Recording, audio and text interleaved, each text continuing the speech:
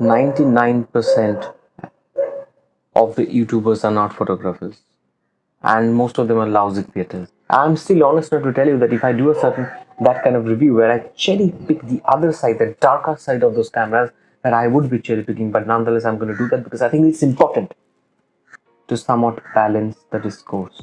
Couldn't sleep. A question bothered me a lot. An article on Petapixel. It's about 5:30 in the morning. Thought I'll go to bed at around 3 o'clock. So then I read the article and I started thinking. I'll get to the article eventually. But before that, 99% of the YouTubers are not photographers. You're the photographers. You're the creators. You are the one who find joy in seeing, in making failing attempts to create art, to create something that you can call art. Stop thinking that they know better than you. They do not. Stop listening to YouTubers who tend to tell you how to use a camera, what camera is best for you, what you can do with your gear, what you cannot do with your gear, what gear is good, what gear is bad, what brand is good, what brand is bad. Well, you can say you're a YouTuber, you're perhaps not a photographer. I cannot call myself a photographer because for me to be called a photographer is to be called an artist, and that's a big and heavy word. So, am I a photographer? No, I cannot claim so. I mean, what an honor that would be to be called a photographer, a creator. I'm trying at best, I'm learning. I know that I'm exactly like you though, a hopelessly unfinished work in progress. I'm at least aware of and uneasy with the implied respect and the sense of, awe that comes with being a creator. So I'm not an artist. No man, I'm just trying to see, just like you. And just like you, I'm stupid. In fact, you will understand yourself. Why? I'll simply read sections from this article by DLK, the article that came out on Petapixel, and they said why the Canon mirrorless camera system is winning. So let me just read out a few excerpts from that piece, and I hope you understand along the way why I said you're stupid if you think that the YouTubers are going to decide what brand or camera gear is good, what it can do, what it cannot do, and it's not really in your hands to figure out what you can make with it. The entire article is supposed to be, at least as the headline suggests, the article is supposed to be about why the Canon system has won, but the article has a sort of an obsession about Nikon and its seeming failure, or at least not as big or resounding success as that of Canon. And that theme plays strongly in the article, really. He he names the section title is Nikon all function no flash, and that's not supposed to be a compliment. Think about that. To call a brand all function and no flash, it's supposed to be a tool, a machine, a creative tool that should allow you to do what you like to do with it. Should it not be a compliment to say that it is all function, that it is not flash? Quite thought provoking, isn't it? So he goes on to cite two major problems with the Nikon system. The professional shooters and the technical camera review community found the Z7 lacking when compared to the workhorse Nikon D50. The autofocus wasn't up to par, vintage screwdriver lenses were not supported by the FTZ adapter, and the single card slot was a genuine deal breaker for even shooters who are accustomed to using that second card as a failsafe. And second reason, the young Sony, Canon and Panasonic GH5 totting influencers and aspiring YouTubers saw nothing there that was sufficiently exciting to pull them away from the brands they had already bought into. From the brands they had already bought into. And this is the key point, that we just don't buy products, we buy ideas. We buy into ideas before we buy the products. It's going to be morning now. I'm going to see sunrise after a long time. In just 5 minutes. This was always going to be a tough audience for Nikon. Almost no established YouTuber shoots with the brand, and the company has never really tried to win over that audience until now. So despite excellent video specs on the Z6, there was no wow factor like 6K video, built-in ND filter, or a piece of coveted glass that could set them apart. And the key thing for me to understand, 6K video, no one uses 6K video. But suddenly, as if 6K video would have given Nikon the right to be seen as a major camera, as seen as a technical genius that the Z series bodies are, as if a built-in ND filter was what was lacking, and that's what Nikon had to bring in just to be appreciated for what they're already bringing to the table. Isn't that funny? In other words, Nikon played it safe. They released a perfectly adequate pair of cameras and a set of very practical lenses that were highly functional but lacked sufficient flash to draw anybody away from the brands they were already using. As first generation products, the Z6 and Z7 successfully prevented many Nikon stalwarts from jumping ship as they waited the improvements coming, the Mark II and Mark III variants, but nothing more. And then DLK goes into describing what Canon did and what happened to the system, how the market received the Canon system. Canon wasn't ready to compete it in 2018. The first EOS R, though perfectly fine for the average consumer, was the weakest full-frame mirrorless debut of the bunch. Too expensive for its features at launch, used this function bar gimmick, 1.7x crop in 4K, slow continuous shooting, single SD card slot. In retrospect, the US R was primarily released to buy Canon sometime as they finalized the technology that would go into EOS R5 and EOS R6.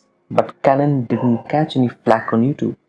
They didn't get crapped on by every influencer looking to tell you the truth about Canon EOS R and why Canon is failing. And that is exactly why I think there is space and room and opportunity and reason for people like me should come and give you an honest review of Canon EOS R6 and tell you the other side of Canon EOS R6 and the other side of Canon EOS R5 or the Fuji cameras or the recently released A7C by Sony and tell you cherry picking. In fact, I'm calling it cherry picking, but people who do those kind of reviews, they don't call it cherry picking, they call it a review. I'm still honest enough to tell you that if I do that kind of review where I cherry pick the other side, the darker side of those cameras, that I would be cherry picking, but nonetheless I'm going to do that because I think it's important to somewhat balance the discourse. It is important to balance the discourse so that there is enough literature out there, audiovisual literature out there, for people to understand that you could do the same thing with any camera brand.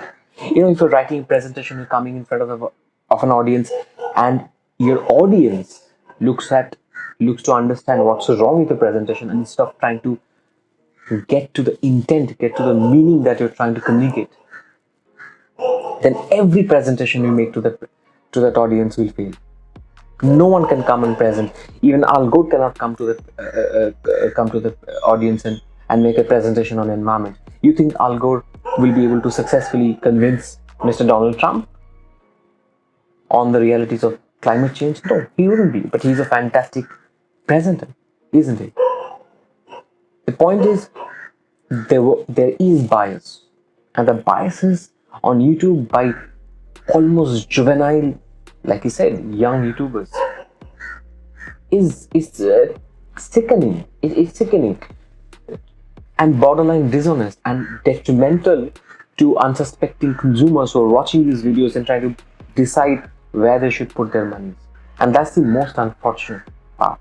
So I'll continue reading some more sections from this article. But Canon didn't catch any flack on YouTube.